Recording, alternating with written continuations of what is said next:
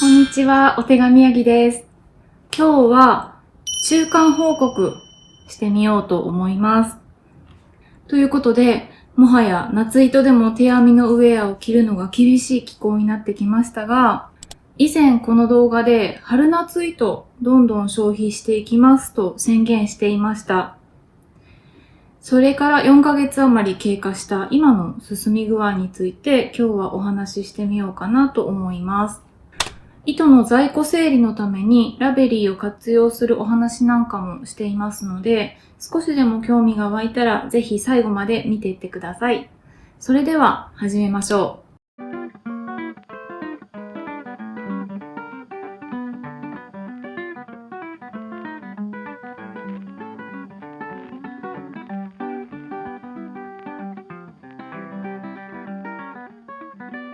早速ですが、とりあえずどのくらいの糸を消費できたかなんですが、使った糸は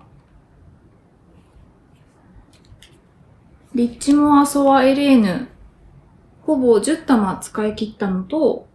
こちらのアマリ糸をほぼ全部使い切ることができました。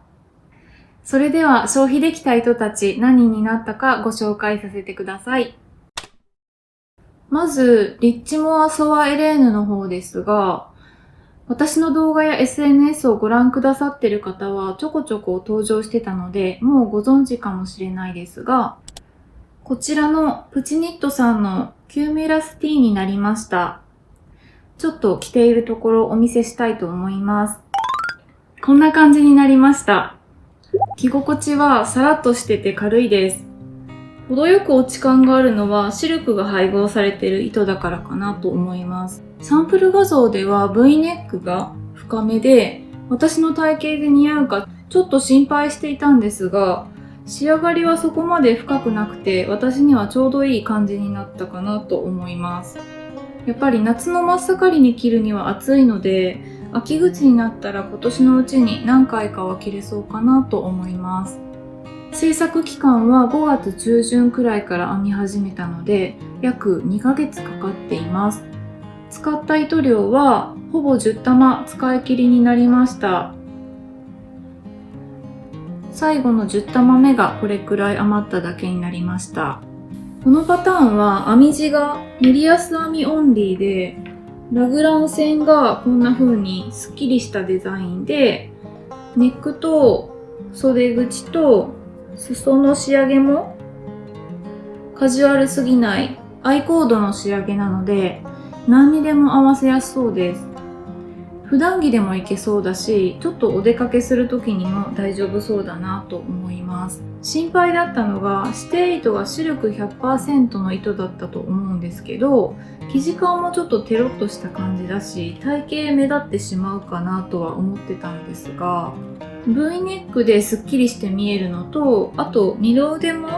これは自由に長さ変えられるんですけど、パターン通りでもだいたい二の腕全体が隠れる長さに仕上がるので、そこも体型カバーできてよかったかなと思っています。ただね、一つだけ袖口と裾が本来すぼまったデザインだったんですが、これは私の体型だと入らなくなるかもしれないなと思って、そこだけはすぼまらせずにまっすぐにアレンジしました。実際このパターンを編んだことある方からコメントをいただいたので、そちらも参考にさせていただいたりしました。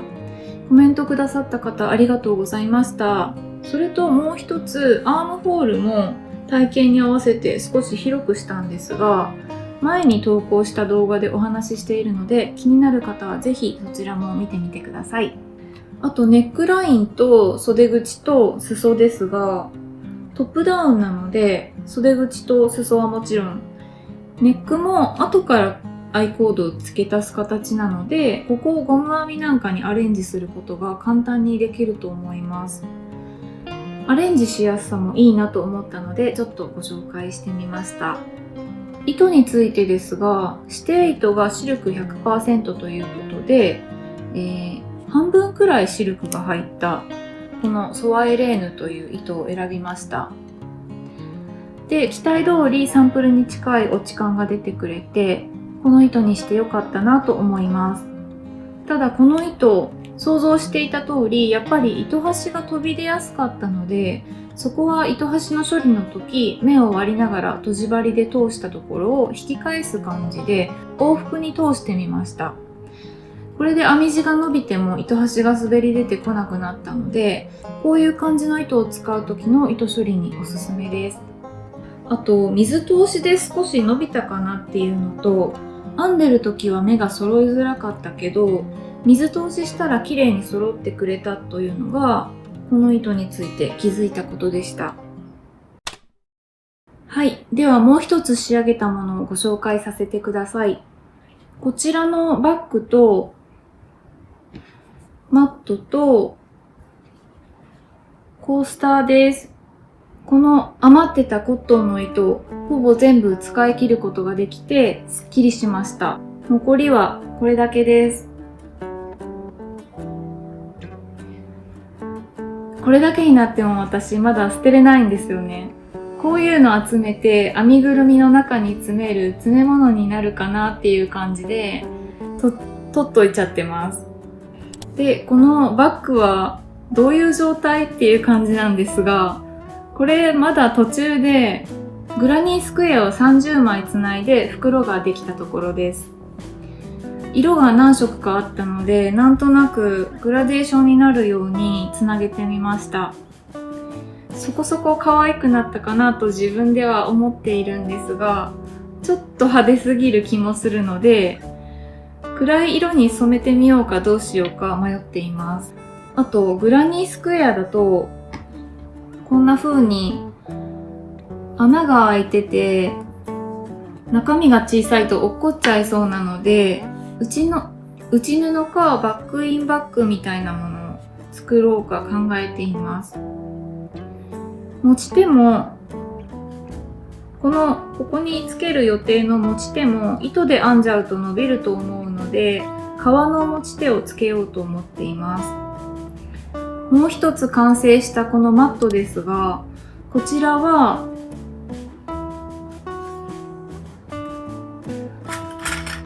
このカトラリーケースに敷こうと思ってこのサイズにつなげてみました。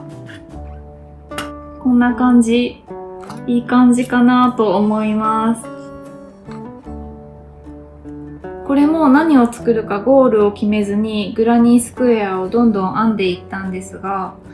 グラニースクエアってサクサク編めるし、つなげ方で色々できそうなので、私アマリートで作りがちなんですけど、この形に落ち着くまで実は結構試行錯誤しました。やっぱりぼんやりとでもいいから、ある程度は完成品のイメージを持って編まないと後でしんどくなるなとちょっと学習しました。はい、そしてもう一つ完成させたのがこちらのコースターたちです。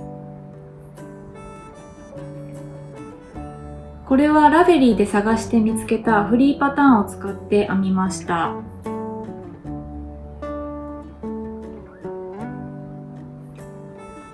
このパターンで編んでみたいなと思う方は、パフステッチコースターズで検索すると見つけることができると思います。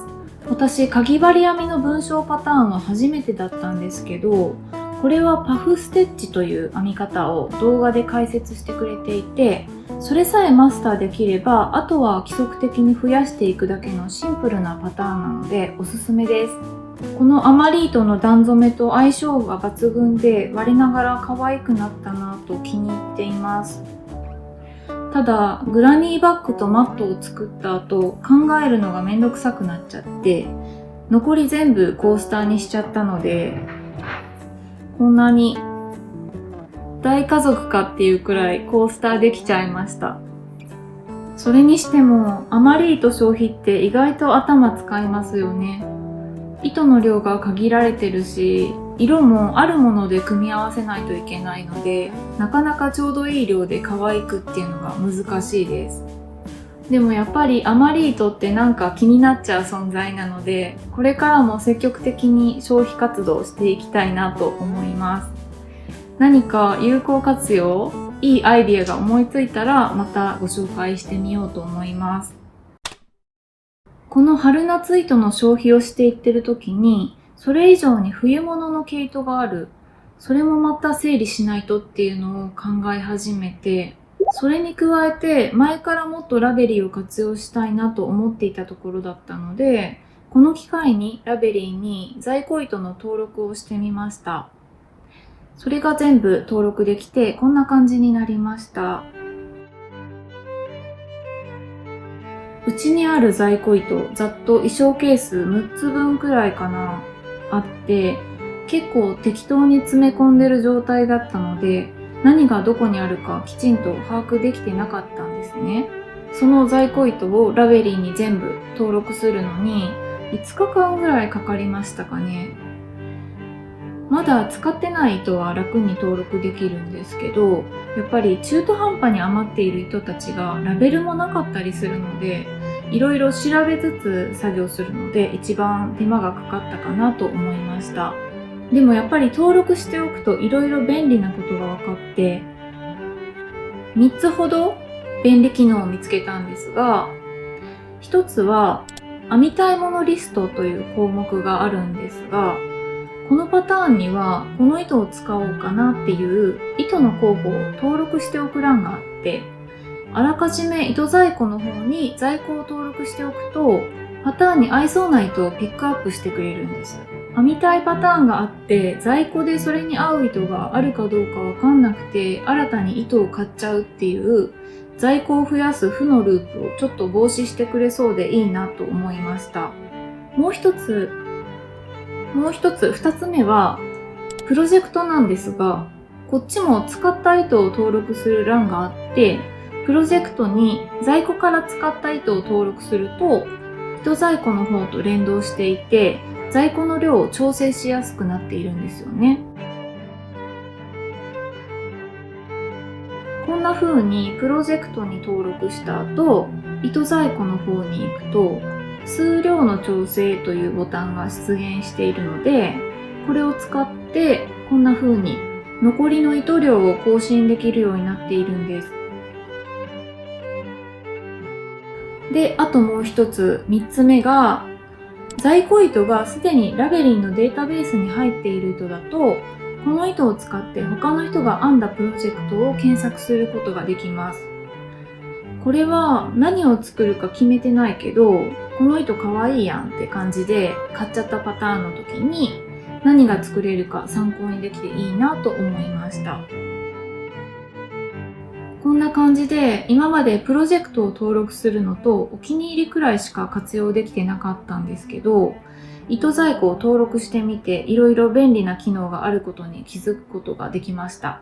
多分まだまだ気づいてない便利機能があると思うので、これからぼちぼち活用していく中でまた気づいたことがあったらシェアしてみようと思います。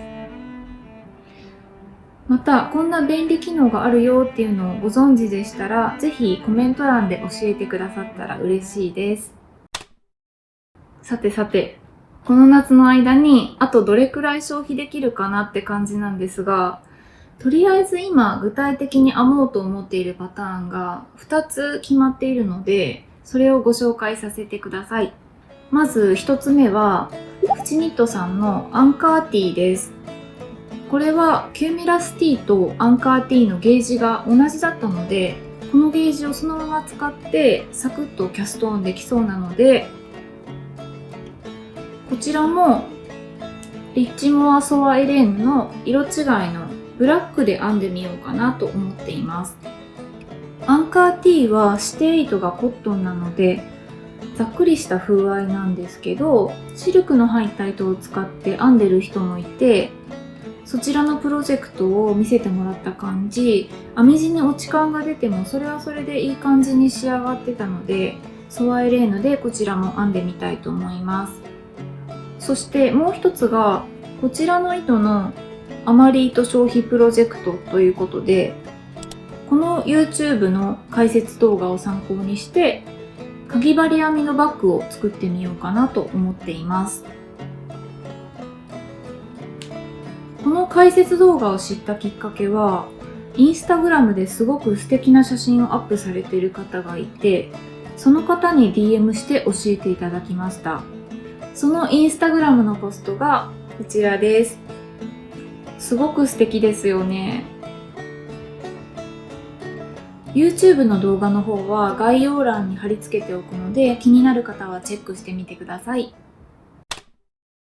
はい、というわけで今回は春夏糸の消費の状況とか、最近完成させたものなどおしゃべりしてみました。楽しんでいただけてたら嬉しいです。